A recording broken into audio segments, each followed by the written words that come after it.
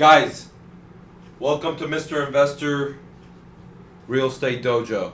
Okay, in this module, what we're going to be talking about is what to do whenever you get to the appointment of the seller. All right. So one of the most important things, I know we talked about this already, is that you need to build rapport with the seller. What does that really mean? Look at the old episode, but I'll go ahead over to you quickly again. Okay, building rapport with the seller is the most important thing. Let me emphasize that it's the most important thing, guys. Forget about the numbers. Forget about the pictures of the house.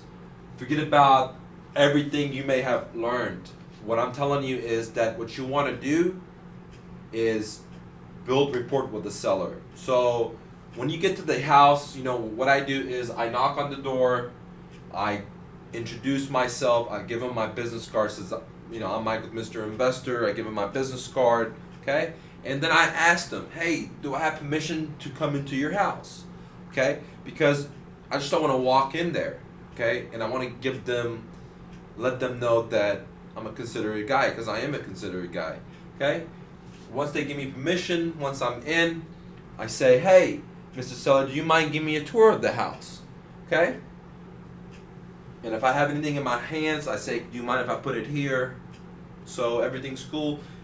Then we start touring the house. Okay? While I'm touring the house, I'm having the seller explain things about the house. If there's any problems, what upgrades they've done, things of that nature. Okay? While she's explaining that, or he's explaining, or what I am doing is looking at the house and writing down the repairs the house may need. For example, I look around to see if there's any cracks on the wall. I look around and see if all the doors close, because if the doors don't close or there's a hard time closing, then there may be foundational problems. And in Texas, guys, majority of houses here have foundational problems, all right? So it's not abnormal. Now, while we're walking to the halls, walking to the rooms, I'm talking to her, I'm writing my notes down, what needs to be done, looking for things that need to be done when I buy the house. I am looking for information that the seller says, or I am looking for things on the wall, or books, or fitness equipment, or things that I could have similarities with the seller, and I instantly reach out, take time, and start talking about those things with the seller.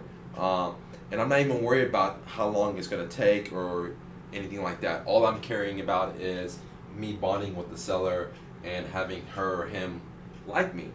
All right?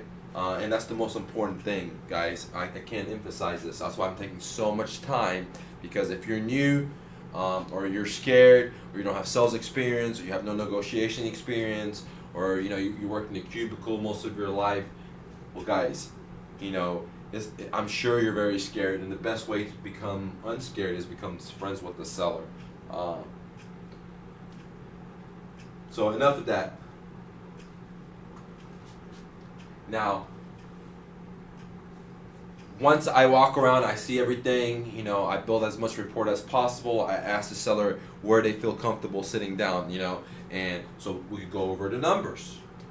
And I allow them to go pick the position they feel comfortable. Now where I think I should sit down, maybe they have this comfortable chair, maybe, who knows, guys, ask them, okay? They're in charge, right? So when the seller allocates a location they want to sit down, what I do is I do my very, very, very best to sit right next to them, adjacent to them, okay? I don't want to sit across from them, okay? Why do I want to do that? Because it just builds more rapport, more credibility, okay? I don't want to be far from them, I want to be their friend, because I am their friend. I'm there to help them out and create a win-win situation for both of us, okay? So I sit right next to them. And before I even go into my offer, I like to do a couple of things, The first thing is I let them know that I really, really want to buy their home. Okay, simple guys. I tell them, hey, I really want to buy their home. I'm already here. I drove all the way out here because I want to buy their home. If I didn't want to buy their home, I wouldn't take out time out of my busy life to come out here. Okay.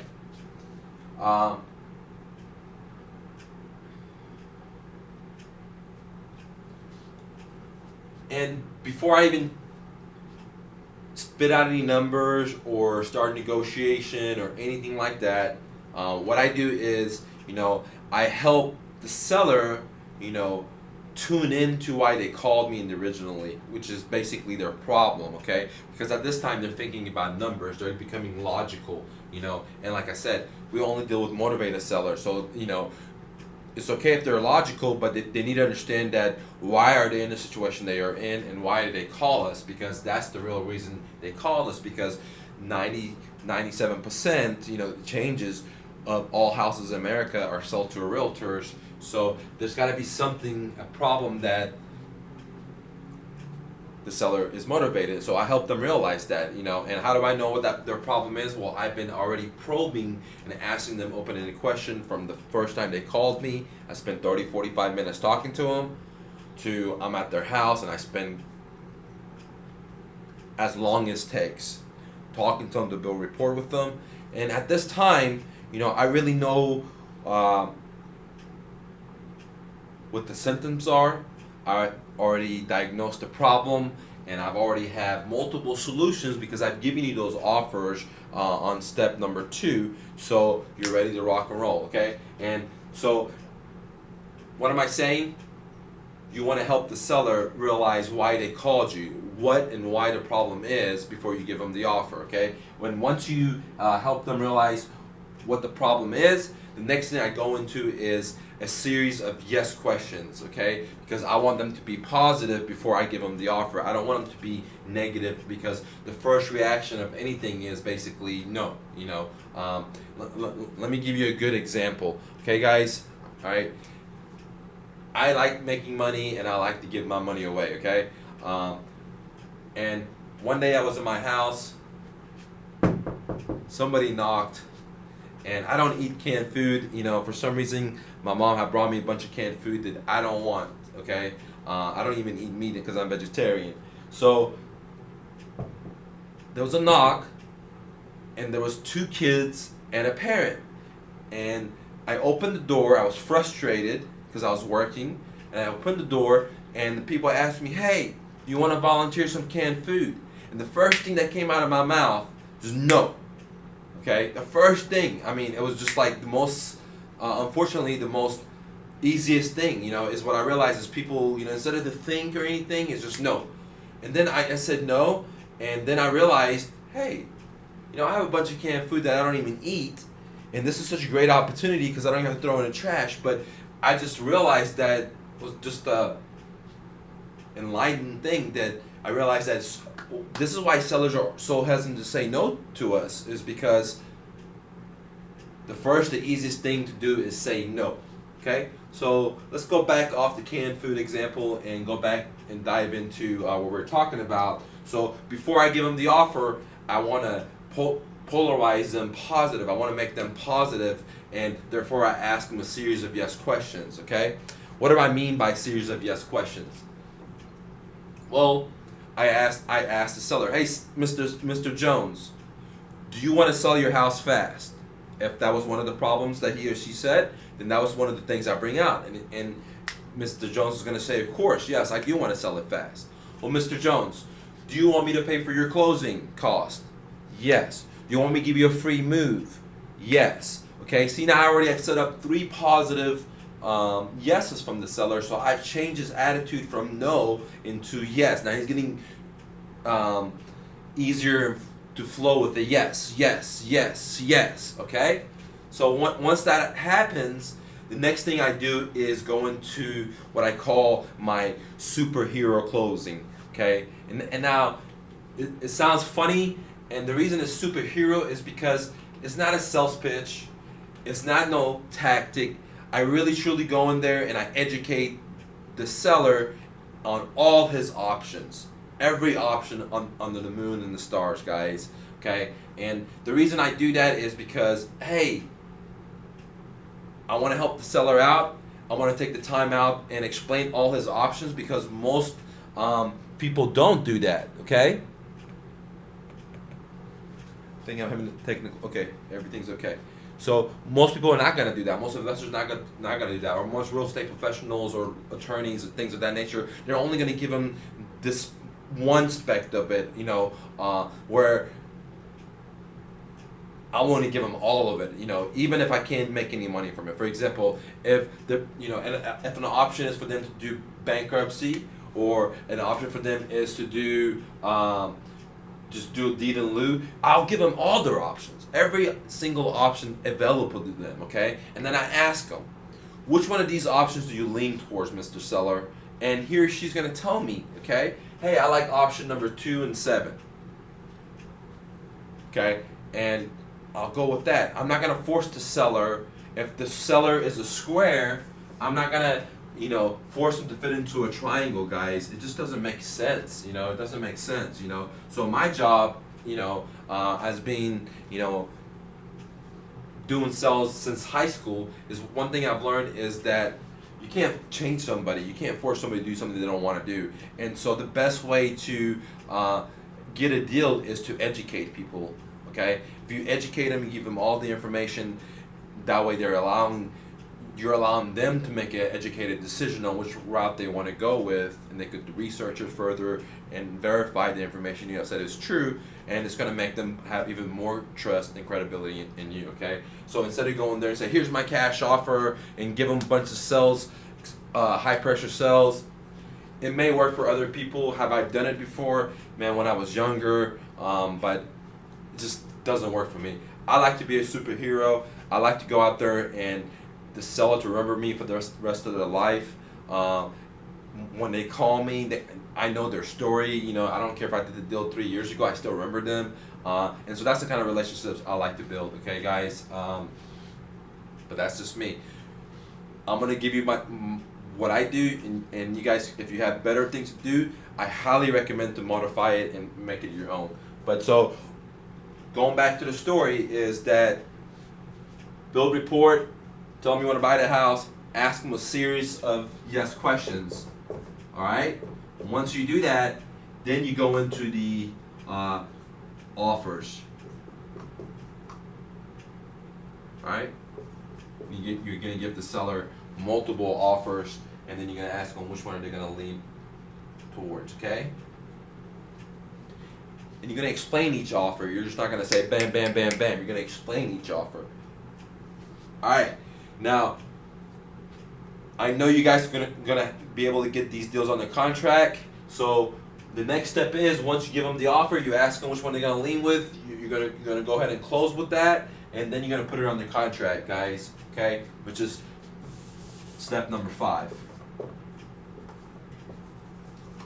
Under contract. All right, guys.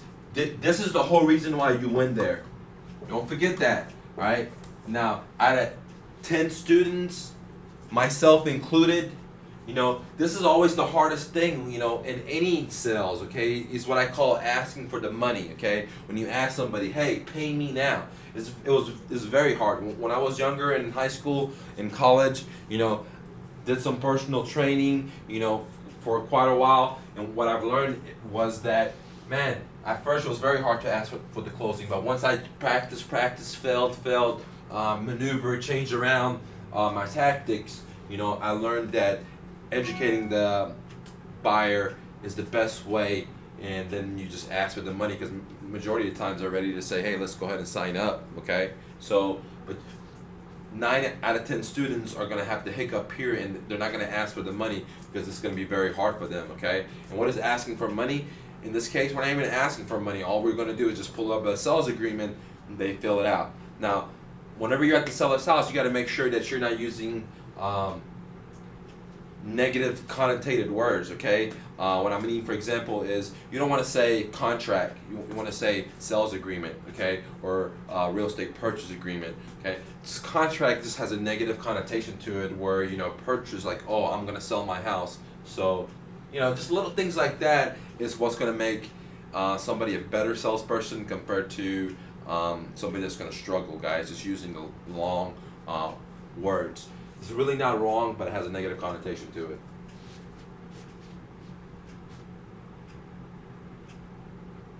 Now, after you put the house under contract, so many people get so happy and they don't do number 6, okay? And you know they got to make a second trip, you know, and you don't want to do that because time is money. You got more deals to work with, okay? So number 6 thing is you're gonna take pictures and video. Guys, if you don't have a smartphone, shame on you. All right, invest it. Don't even want to be a real estate investor if you can get a smartphone, man, because technology is going so fast, and if you're not up with it, all right. So you need to take pictures and video. Okay. Now, I could do a video. I'll do a video on how to take pictures and videos, but quickly, you know, you need as many pictures as possible of the house, from the front, from the backyard, you know, and then you want 2 types of pictures, guys. One for our buyers that may be investors or retail buyers. It doesn't matter. Okay, so these ones are going to be the pretty ones, okay? You know, are we going to show some problems that the house has? That the house has problems? Yes, okay? But they're going to be the prettier ones, okay? Now, B, you're going to need pictures for me and you, so we could go and coach each other, and I could hold your hand and explain to you, okay, this is what the repairs are, this is what needs to be done. So these are the problem areas that me and you're only going to see in the sense of that, like the worst of the worst. Well, you're going to zoom in and you're going to get the worst of the picture, so me and you are able to discuss it, and I can help you guys estimate repairs, okay? So basically, you're going to take 2 types of pictures. Majority of your pictures are going to be for your buyers, if they're investors or retail buyers, and a few pictures for the construction repair costs. So when we wholesale these out, or if we fix them, flip them, things of that nature, we know what's going to cost, okay? So us pictures.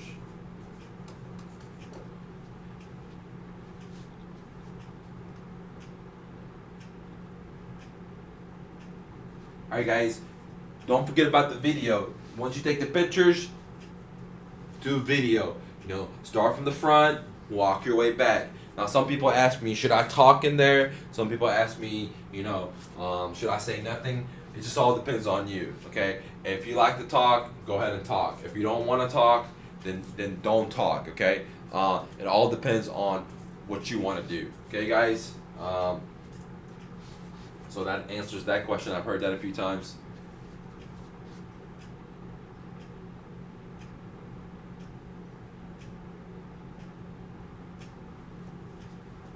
All right. One thing I want to tell you about the picture taking is that, guys, if you're going to take a picture of the house, don't get square from it, because there's no depth. What you want to do is, at the very minimum, you want to have an angle so there's depth, so they can see the side and the front. So you want to get the side. And the front of the house is very, very important, one of the pictures, okay? So don't forget that, all right? So this is module number 3. The next thing we're going to talk about is module number 4, which is basically, now that you have this house under contract, what are you going to do next, okay guys? So thanks for watching. This is Mike with Mr. Investor, and this is the Real Estate Dojo, okay? Go out there, be hungry, make it happen for yourself, guys. You know, it's easy to be done. You work hard.